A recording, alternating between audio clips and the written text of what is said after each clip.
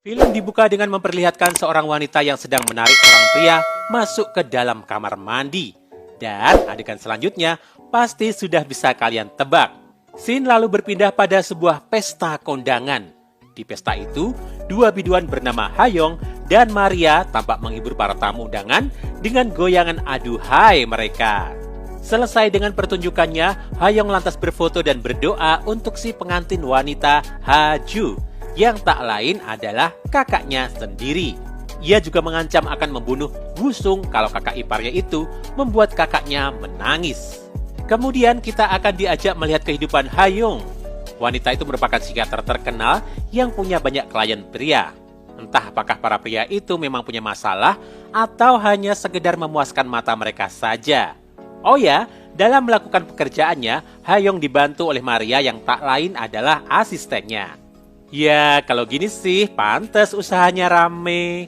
Dalam mempromosikan biro jasanya itu, Hayong memiliki cara ekstrim, yaitu dengan melakukan pemotretan seksi bersama Maria. Tapi pemotretan itu sama sekali nggak terlihat kayak promosi jasa psikiater, melainkan promosi cancut. Saat pemotretan, si fotografer yang dari luar terlihat ngondek, ternyata juga tergoda dengan kebohaian Hayong. Ia hendak berbuat nakal, tapi untungnya Hayong dengan sigap menangkis tangan kotornya dan mencubit pipinya. 너 이 터치? Meskipun punya karir sukses, ternyata Hayong masih numpang di rumah Haju dan Wusung. Hayong juga terlihat manja pada Wusung karena menganggap lelaki itu adalah kakaknya sendiri. Tapi Wusung malah terlihat sakne sama Hayong. Malamnya, ketika ketiganya asyik minum-minum sirup marjan, Hayong mengeluhkan nasibnya yang masih jomblo. Haju pun mencoba menghiburnya, tapi karena kebanyakan minum, Hayong akhirnya kembung lalu ketiduran. Tanpa rasa was-was, Haju lantas menyuruh Wusung untuk menggendong adiknya ke kamarnya. Parahnya, Wusung malah hampir berbuat nakal pada Hayong. Untungnya, dari luar Haju memanggilnya sehingga lelaki itu terpaksa mengurungkan niatnya. Saat tengah malam layaknya pasangan suami istri pada umumnya, Haju langsung meminta jatah. Tapi Wusung terlihat gak menikmatinya dan gak bisa berlama-lama. Esoknya Wusung menemui Hayong dan menanyakan tentang gangguan yang dialaminya. Hayong lantas menghipnotis kakak iparnya dan dari situ terungkap kalau Wusung ternyata mendambakan wanita lain. Dan saat itulah Wusung menyebut nama Hayong. Karena jiwa pelakor belum tumbuh dalam diri Hayong, wanita itu pun mengatakan pada Wusung untuk setia pada Haju. Malamnya, saat kembali mencoba bercocok tanam dengan istrinya, Wusung kembali mengalami gangguan. Tapi nakalnya, Wusung malah menyalahkan Haju yang gak tahu apa-apa.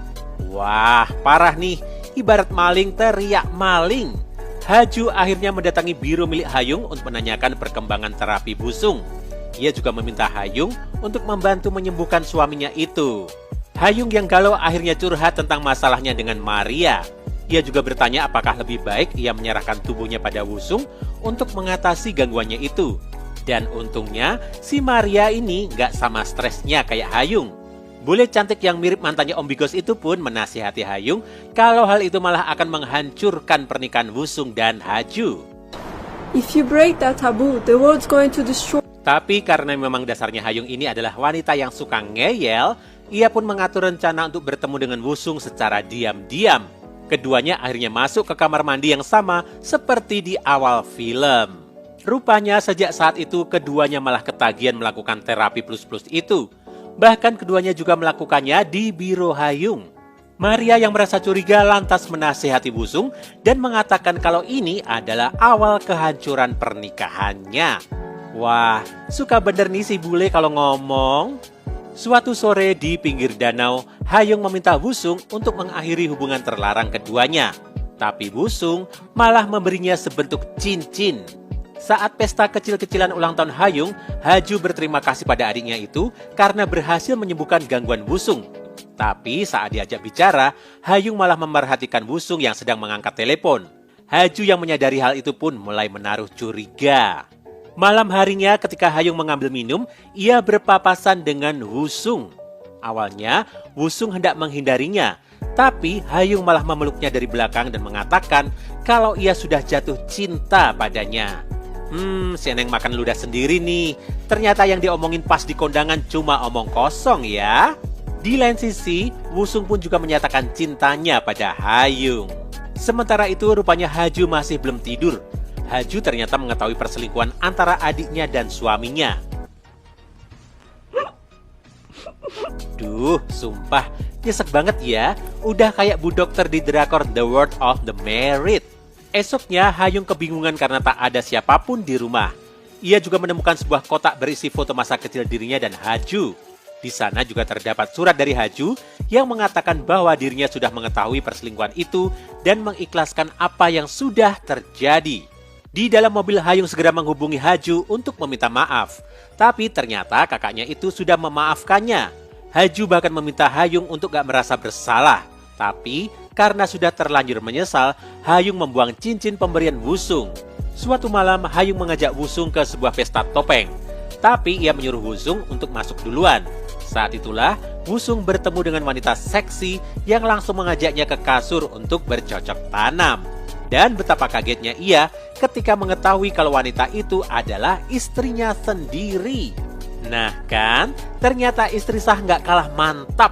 Dan dibalik semua itu, ternyata ini adalah rencana Hayung. Hayung dan Maria sebelumnya telah membantu Haju untuk mengubah penampilannya agar terlihat lebih menggoda. Dan rupanya rencana tersebut berhasil. Scene kemudian berpindah pada Hayung, Wusung, Haju, Maria, dan si fotografer yang sedang makan bersama. Mereka tertawa bahagia. Ketika Hayung menawarkan minuman beralkohol pada Haju, kakaknya itu menolak. Ternyata hal itu dikarenakan dirinya sedang mengandung. Mereka semua pun menyambut kabar itu dengan senang dan film pun berakhir. Secara keseluruhan layaknya FTV Indosiar yang menceritakan tentang perselingkuhan, film Nice Sister-in-Law ini cukup mengadu-adu emosi penonton. Ditambah lagi, pelakornya adalah orang yang sangat dekat dengan si istri yang tersakiti itu. Duh, gak tau lagi deh gimana nyeseknya. Tapi berbeda dengan FTV Indosiar yang adegannya masih sopan, film ini mengandung banyak sekali adegan pelemah iman. Jadi, lagi-lagi Om Bigos ingin mengingatkan pada kalian untuk berpikir ulang kalau masih ingin menontonnya. Apalagi kalau nontonnya bareng keluarga.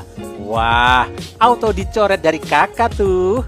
Kemudian, amanat yang terkandung dalam film ini adalah syukurilah apa yang telah kalian miliki. Jangan merebut milik orang lain, apalagi punya saudara sendiri. Dan terutama untuk para lelaki, jangan gampang tergoda sama wanita lain ya. Di luar sana memang banyak wanita yang kelihatannya lebih bohai dan lebih cantik dari pasanganmu. Tapi ingatlah, sehijau-hijaunya rumput tetangga, pasti juga ada tai kucing di sana. Oh ya, satu lagi, kalau nantinya kalian sudah berumah tangga, usahakan untuk nggak tinggal bareng saudara ya. Apalagi kalau saudara kalian lebih seksi dan aduhai.